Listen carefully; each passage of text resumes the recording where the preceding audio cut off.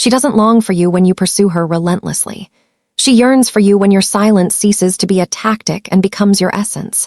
A brief note before we proceed. If you're ready to move beyond pleading and embody quiet strength, consider subscribing to InspireX Motivation. Engage with a like and let's begin. This isn't about manipulating her emotions, it's about mastering your own. You don't manufacture desire, you cultivate it by living with purpose, maintaining your composure, and refusing to seek validation. Here's the authentic timeline of when she begins to miss you and the precise actions to take at each stage. Step 1. When her pride begins to falter. Initially, she felt invincible, certain you were tethered to her whims. She anticipated the familiar, your messages, your heartfelt pleas, your desperate calls. But your silence was resolute, not performative. It didn't challenge her ego, it disregarded it. Days turned to weeks. Her mantra, "He'll return, he always does," grew hollow. She posts online, hopping for your reaction. Silence. She tests the waters through a mutual friend. Still nothing. Influence without an audience feels hollow, like a mask. Her pride, once a shield, now feels oppressive. She recalls your final glance, calm, not bitter, simply resolved. That look haunts her at 2:00 a.m. Her ego insists you're still waiting, but her heart knows better. What should you do? Keep your communication minimal. No check-ins, no lengthy messages. Invest in rest, resilience, and your craft. You're not detached, you're deliberate. Step 2, when superficial attention becomes empty. The messages, the flirtations, the likes, they initially felt like validation.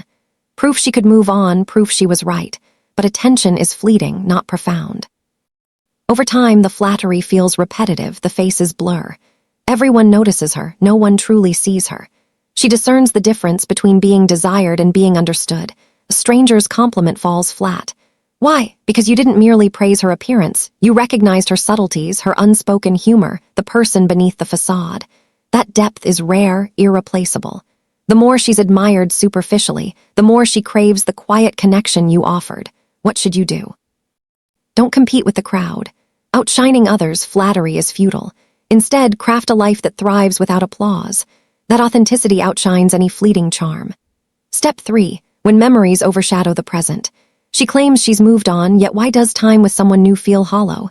He's perfect in theory, but her soul recalls a different cadence. Those quiet drives, the shared laughter over private jokes, the unhurried Sundays, the way you sensed her tension without words. Memories don't play fair. They contrast the security she felt with you against the shallowness she feels now. New experiences lack depth because they lack history. A song pulls her back. A familiar street corner pulls her back. The faint scent of your jacket, tucked away, pulls her back. She vows not to idealize the past, but her heart keeps score. What should you do? Don't post nostalgic bait or subtle jabs online. Let memories work their quiet power unaided. Your interference dilutes their impact. Step 4, when her sense of control wanes. She once held the reins, push, and you'd pull, withdraw, and you'd pursue. She dictated the rhythm, calling it connection. Now she pushes and the air is still. She prods and nothing shifts. That stillness is unfamiliar, unsettling. She checks your updates, then checks again. Who's that in the background? Why do you seem unburdened? Her mind scrambles to rewrite the narrative. Perhaps you're pretending, or perhaps you've simply stopped expending energy on her. The steadier you become, the more restless she grows. Mixed signals emerge, a tentative "how are you?" followed by silence, a like on an old post, a subtle nod in your direction. It's not malice, it's a reflex to reclaim control. What should you do? Resist the pull, avoid reactive exchanges. Maintain one pace, calm, measured. If you respond, keep it brief. If you don't, let it be. Prioritize boundaries over banter. Step 5. When she sees your detachment isn't vengeance. She expected anger, theatrics, or boasts. You offered none, no cryptic posts, no performative joy, just a steady life. You didn't erase her, you released her. Quiet detachment resonates more than any retort. It conveys, "I cared deeply and I've grown stronger." It disrupts her expectations because there's no conflict to engage, no wound to mend. You didn't seek victory, you sought peace and claimed it. That earns her respect, subtle but profound, as few men stand firm post-separation. You did what should you do? Keep moving forward. Offer an apology if it's warranted, silence if it's not. Refine your routines. Let your progress be your resolution. Step 6, when solitude sharpens her reflection. The distractions fade, the parties, the calls, the plans. As the noise subsides, clarity emerges. She confronts what she once ignored. You were steady when she was sharp, patient when she was prideful, present when she was distant. She thought time would blur those truths, instead it illuminated them.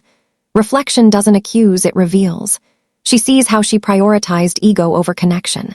The longing becomes real, not theatrical. I held something genuine and I let it slip. What should you do? Don't rush to ease her regret. It's not harshness, it's growth. Let her face her truths as you face yours. Step 7, when your life speaks louder than words. The shift isn't in your absence, but in your growth. She doesn't miss you because you vanished. She misses you because you evolved. A disciplined routine, restful nights, a stronger presence, a focused circle, a clearer purpose. You're not hiding, you're thriving. Scarcity feels potent when it's genuine. She sees a man unbound by her validation, grounded in his own light. That's magnetic, not to wound, but to inspire. What should you do? Stay committed. Nurture what fuels your strength. Release what saps your peace. Your life is the message. Keep it clear, keep it steady. Step 8, when she realizes true safety is rare. Many can mimic charm, few can offer sanctuary. You're calm in chaos, you're listening without agenda, your accountability without seeking praise. That was home. She searches for it elsewhere, but it feels hollow. The longing shifts from superficial to soul deep, not for an idea of you, but for the peace she felt in your presence. What should you do? Honor that truth without exploiting it. If she reaches out sincerely, listen. If it's a game, step away. She doesn't miss you when you chase her emotions. She misses you when you prioritize your own. When your silence is authentic, your routine grounded, your consistency unshakable. That's when the dynamic shifts, not because you diminished her, but because you elevated yourself. If you're in that quiet space, stay there. Build there. Let the timeline unfold naturally. If this resonates, subscribe to InspireX Motivation. Leave a like and comment, I choose peace, to affirm your focus. Share this with a friend struggling to maintain no contact. If you'd like guidance on how to respond if she reaches out, let me know below. I'll address it next.